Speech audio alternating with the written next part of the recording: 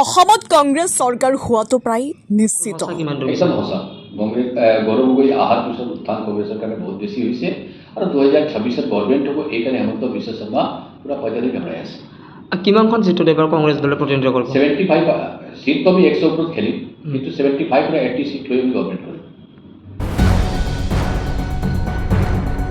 অসমত কংগ্ৰেছ চৰকাৰ হোৱাটো প্ৰায় নিশ্চিত। হিমন্ত বিশ্ব শৰ্মা অসমৰ মুখ্যমন্ত্ৰী, কিন্তু তেওঁ মুখ্যমন্ত্ৰীৰ গুৰুত্ব আৰু মৰ্যাদা বুজি নাপায়। অসম প্ৰদেশ কংগ্ৰেছ কমিটিৰ সম্পাদক তিৱাৰীয়ে কি ক'লে? 34 নম্বৰ চেণ্ট্ৰেল গুৱাহাটীৰ কোনে প্ৰচাৰ চলাব আহিব? কাৰ হ'ব 2026ত চৰকাৰ? চাওক আমাৰ এই প্ৰতিবেদন। মইতো অসম প্ৰদেশ কংগ্ৰেছ কমিটিৰ সাধাৰণ সম্পাদক। মই এইবাৰ 36 নম্বৰ চেণ্ট্ৰেল গুৱাহাটীৰ পৰা টিকেটৰ কাৰণে আবেদনত ৰাজীৱনত 20 তাৰিখে 12টা বজাত কৰিছোঁ।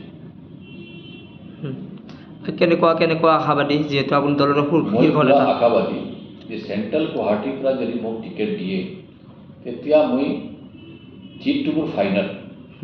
যদি মোৰ বাহিৰত যদি বেলেগকো টিকেট দিয়ে মই তাক লৈ কাম কৰিম। হাইকমাণ্ডে টিকেট যাকে দিয়ে, মোক দিয়ে আৰু এপ্লাই কৰিছে যাকে দিয়ে তেওঁলোকক লৈ কাম কৰিম। মোক টিকেট দিলে মই জিতাৰ কাৰণে পুৰা প্ৰয়াস কৰিম আৰু মই জিতিম। ৰাইজ আপোনাৰ লগত কিমান ধৰণৰ আগ্ৰহী? মোৰ তাতে টিকেট এপ্লাই কৰা আগৰ পৰা মানুহবিলাকে যোগাযোগ মোক কৰি আছে।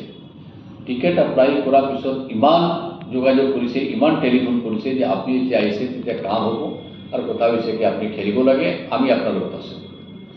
কি ক'ব 26ৰ নিৰ্বাচন সন্দৰ্ভত কি ক'ব, কেনেকুৱা হ'ব? 26 নিৰ্বাচনত অসমত কংগ্ৰেছ গভৰ্ণমেণ্ট হ'ব। প্ৰায় খাটাং নেকি? 2026ত অসমত গভৰ্ণমেণ্ট হোৱা খাটাং কোনো ৰাখিব নোৱাৰে। মুখ্যমন্ত্ৰীয়ে যোৱাকালি নলবাৰীত এখন ভাষণ প্ৰসংগ কৈছে, যিমানগৰাকী আমাৰ ৰাজীৱ ভৱনত আবেদন কৰিছে তেওঁলোক একাংশ মিয়া।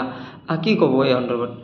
ডক্টৰ হেমন্ত বিশ্ব শৰ্মা অসমৰ মুখ্যমন্ত্ৰী, তেওঁ মুখ্যমন্ত্ৰীৰ মৰ্যাদাটো নাৰাখে। আজি কেতিয়াবা তেওঁ হিন্দু কয়, কেতিয়াবা তেওঁ মুছলিম কয়, কেতিয়াবা তেওঁ বিহাৰী কয়, কিন্তু তেওঁ চব ভুৱা। মানুহবিলাকক বিভ্ৰান্তি কৰাৰ চেষ্টা তেওঁ কৰে, কিন্তু চব মিছা কথা। কালি ৰঙিয়া মিটিঙত তেওঁ কৈ আছে চব মিয়াবিলাক আছে, চব ভুল কথা। আৰু মিয়া হিন্দু কি আছে? মিয়াও হ'ব পাৰে, হিন্দুও হ'ব পাৰে, চবতো মানুহ জাতি নহয়। মানুহ জাতি লৈ ইলেকশ্যন খেলা হয়, মিয়া হিন্দু লৈ কি কথা আছে? জাত পাত ৰাজনীতি তেওঁৰ তাতে বেছি আছে। আমাৰ কংগ্ৰেছত জাত পাতৰ ৰাজনীতি, আমি মানুহৰ ৰাজনীতি আমি কৰোঁ। ৰঙিয়াৰ যিখন মিটিং আছিল তাত কিমান মানুহ সমাগম দেখিবলৈ পাইছিল? 18 পৰা 20,000 মানুহ তাতে মিটিঙত আহিছে। যিহেতু চেণ্ট্ৰেল গুৱাহাটীৰ পৰা আপুনি টিকেটৰ কাৰণে আবেদন কৰিছে, টিকেট পোৱাৰ পিছত গৌৰৱ গগৈতো থাকিবই, কোনোবাই নেশ্যনেল কংগ্ৰেছৰ পৰা আহিব নেকি? বহুত আহিব। নেশ্যনেল গভৰ্ণমেণ্টৰ পৰা কথা হৈছে প্ৰিয়ংকা গান্ধীৰ পৰা লৈ, ৰাহুল গান্ধীৰ পৰা লৈ প্ৰত্যেক আৰ্মি কেম্পেইনত যেতিয়া আহিব, ডক্টৰ শিৱ কুমাৰ আহিব, চবেই আহিব। আপোনাৰ কেম্পেইনৰ মোৰ কেম্পেইনত চবেই আহিব দিল্লীৰ পৰা। এক প্ৰকাৰৰ টিকেট নিশ্চিত নেকি আপুনি বিশ্বাসী? টিকেট মই খুজিছোঁ, নিশ্চিত ক'ব নোৱাৰি। টিকেট মই খুজিছোঁ, হাইকমাণ্ড টিকেট দিয়াৰ পিছত মই ইলেকশ্যন খেলিম। টিকেট আমি খুজাই মানো, টিকেট দিওঁ, হাইকমাণ্ডে টিকেট দিয়ে। যিহেতু আপুনি নলবাৰী যিখন জিলা তত্ত্বাৱধায়ক হিচাপে কংগ্ৰেছ দলৰ, কি ক'ব জিলাখনক লৈ কেনেকুৱা দেখিছে? নলবাৰী জিলা অৱস্থা আগত খুব বেয়া আছিলে, কিন্তু মই যোৱাৰ পিছত বহুত মানুহ ঘৰত বহি আছে, প্ৰত্যেক মানুহ ঘৰৰ পৰা ঘূৰাইছোঁ।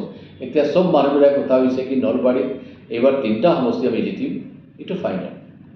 3টা সমষ্টিত কোনটো সমষ্টি বেছি আগ্ৰহী নেকি? 3টা সমষ্টিৰ কাৰণে কাম আমাৰ ইণ্টাৰনেল চলি আছে। কথা হৈছে কি 3টা সমষ্টিত কাম কৰি আমি জিতিম, এইটো ফাইনেল। মই সংবিধানৰ শপত খাই কৈছোঁ, সংবিধান লৈ কথা হৈছে কি মই ওলাইছোঁ। সংবিধান ৰক্ষা কৰাটো আমাৰ দায়িত্ব আৰু সংবিধান এইখানে মই লৈ আছোঁ। সংবিধান মতে আমি কামবিলাক কৰিম। গৌৰৱ গগৈ যেতিয়া সভাপতি হৈছে তেতিয়া অসমৰ কংগ্ৰেছত এটা নতুন উত্থান দেখা পোৱা গৈছে, কিমান দূৰ সঁচা, কিমান দূৰ? একদম সঁচা। গৌৰৱ গগৈ অহাৰ পিছত উত্থান কংগ্ৰেছৰ কাৰণে বহুত বেছি হৈছে আৰু 2026ত গভৰ্ণমেণ্ট হ'ব এইকাৰণে হেমন্ত বিশ্ব শৰ্মা পুৰা পইচালি বেমাই আছে। কিমানখন চিটত এবাৰ কংগ্ৰেছ দলে প্ৰতিনিধিত্ব কৰিব? 75 চিটটো আমি 100 ওপৰত খেলিম, কিন্তু 75 পৰা 80 চিট লৈ আমি গভৰ্ণমেণ্ট কৰিম। আমাৰ ছাৰ্ভে অলৰেডি কমপ্লিট হৈ আছে।